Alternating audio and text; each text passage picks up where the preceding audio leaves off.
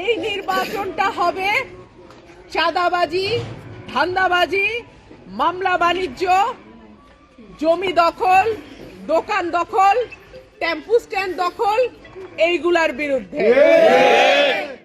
আর আমার যেহেতু কোনো মার্কা নাই, দলীয় মার্কা নাই, আমি ঠিক করেছি আমি হাঁস মার্কায় দাঁড়াবো।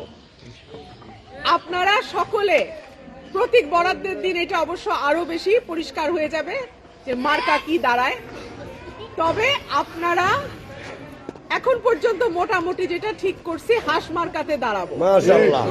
দল, মত, ধর্ম, বর্ণ নির্বিশেষে সকলের কাছে আমার আহ্বান থাকবে, আপনার মূল্যবান ভোটটা দেবেন যাতে আগামী 5 বছরের জন্য আপনার পরিবার, আপনি, আপনার সমাজ এবং আপনার এলাকা নিরাপদ থাকে।